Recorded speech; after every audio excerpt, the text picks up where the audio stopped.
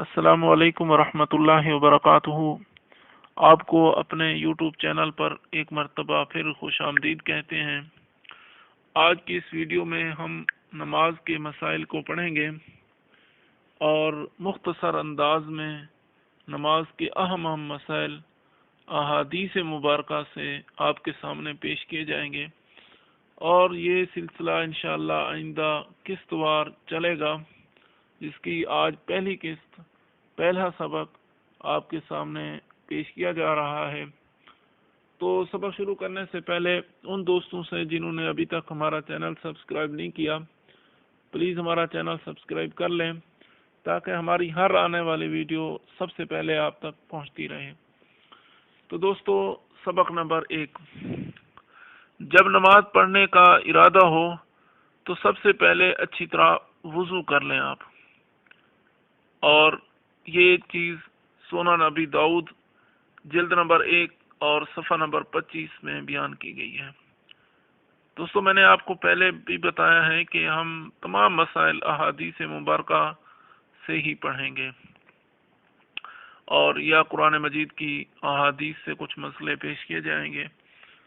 تو مسئلہ نمبر 2، نماز پڑھنے کی جگہ، لباس اور بدن پاک ہو۔ نماز پڑھنے کی جگہ، لباس اور نماز پڑھنے والے کا بدن بھی پاک ہو۔ یہ مسئلہ صحیح بخاری جلد نمبر 1 صفحہ نمبر 46 مکتبہ قدیمی کے چھاپے میں موجود ہے۔ اور نمبر 3، نماز کا وقت بھی ہونا چاہیے۔ اگر نماز کا وقت نہیں ہوگا، یعنی کہ کوئی ایسا وقت ہوگا جس میں نماز ممنوع ہو، مکروہ ہو، جیسے کہ مکروہ اوقات ہیں، سورج کے طلوع کا وقت، اسی طرح سورج کے غروب کا وقت، تو ایسا وقت نہ ہو، یعنی نماز کا وقت ہونا چاہیے۔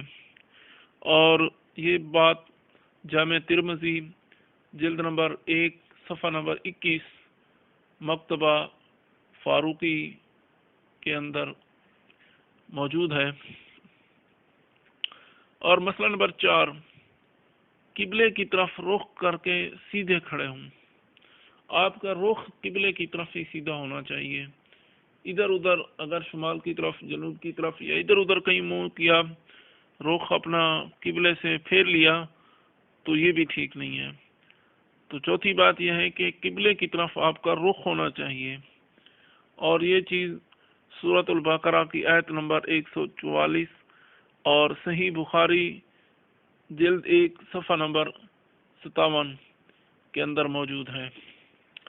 مسئلہ نمبر 5، گردن اور سینہ جھکا کر کھڑا ہونا درست نہیں ہے، بلکہ سیدھے انسان کو کھڑا ہونا چاہیے، بالکل سیدھا تیر کی طرح، آگے ٹیڑھا ہو کے، سینہ جھکا کے یا گردن کو ٹیڑھا کر کے جھکا کے اس طرح کھڑا نہیں ہونا چاہیے۔ تو گردن اور سینہ جھکا کر کھڑا ہونا درست نہیں ہے، اور یہ چیز فتاوی ہندیہ کی جلد 1 صفحہ نمبر 73 میں موجود ہے۔ اور آگے مسئلہ نمبر 6، دونوں پاؤں پر برابر وزن ہونا چاہیے۔ وزن دونوں پاؤں پر برابر ہو، یعنی ایک یہ نہ ہو کہ بعض لوگ جیسے کھڑے ہوتے ہیں کہ ایک پاؤں پر وزن دے کے دوسرے پاؤں کو ایسے ہی کھلا چھوڑ دیتے ہیں، یہ ٹھیک نہیں ہے۔ وزن دونوں پاؤں پر برابر ہونا چاہیے۔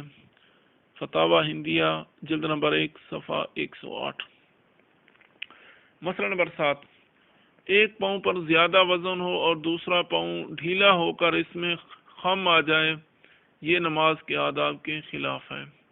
یہ چیز ابھی بیان ہو چکی۔ اگر مسئلہ نمبر 8، قیام کی حالت میں نظر سجدے کی جگہ پر ہو۔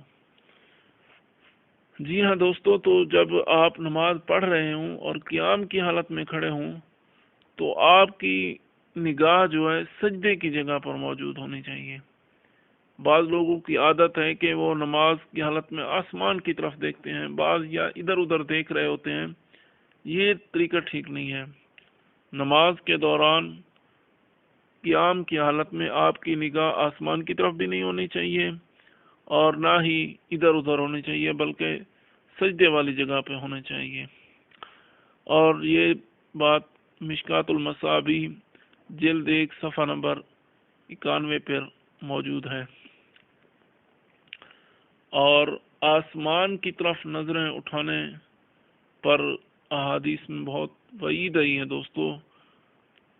حضرت ابو ہریرہ رضی اللہ تعالی عنہ سے روایت ہے کہ رسول اللہ صلی اللہ علیہ وسلم نے فرمایا، جو لوگ اپنی نظروں کو نماز میں آسمان کی طرف اٹھاتے ہیں وہ اس سے باز آ جائیں یا پھر ان کی نگاہیں واپس نہیں لوٹیں گی۔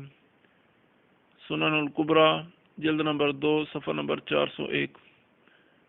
کتنی بڑی وعید حضور علیہ الصلوۃ والسلام نے ارشاد فرمائی ہے کہ وہ اپنی نگاہوں کو نیچا کر لیں، جو آسمان کی طرف دیکھتے ہیں وہ اس سے باز آ جائیں یا پھر ان کی نگاہیں واپس نہیں لوٹیں گی، یعنی کہ ممکن ہے اللہ پاک ان کی نگاہیں ہی چھین لیں۔ اور دوستو نمبر 10، نماز کی حالت میں دائیں بائیں دیکھنا جائز نہیں ہے، اور اس پر حدیث مبارکہ میں بہت ہی وعید آئی ہے۔ فرمایا آپ علیہ الصلوۃ والسلام نے کہ اللہ عز و جل مسلسل بندے پر متوجہ رہتے ہیں جب تک وہ ادھر ادھر متوجہ نہ ہو۔ جب بندہ دائیں بائیں اپنا رخ پھیر لے تو اللہ تعالیٰ بھی اپنی توجہ ہٹا لیتے ہیں۔ السنن الکبریٰ جلد نمبر 2 صفحہ نمبر 400۔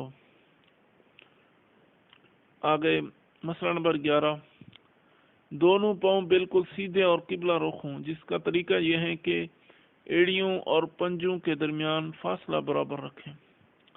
بعض لوگ دونوں پاؤں کو بہت زیادہ کھلا کر کے رکھتے ہیں، یہ طریقہ بھی ٹھیک نہیں ہے، اور بعض لوگ دونوں کو بالکل ملا کے کھڑے ہوتے ہیں، یہ طریقہ بھی صحیح نہیں ہے، بلکہ ان دونوں کے درمیان تھوڑا سا فاصلہ بھی ہونا چاہیے، اور ان کا رخ جو ہو دونوں پاؤں کا قبلے کی طرف ہونا چاہیے۔ تو دوستو آج کے سبق میں ہم نے 11 مسئلے پڑھے ہیں، امید ہے آپ کو سمجھ آ گئے ہوں گے۔ اگر کوئی چیز مزید پوچھنی ہو تو آپ کمنٹ میں پوچھ سکتے ہیں، اور انشاءاللہ کل اس سلسلے کا دوسرا سبق پڑھیں گے۔ تب تک کے لیے اللہ حافظ۔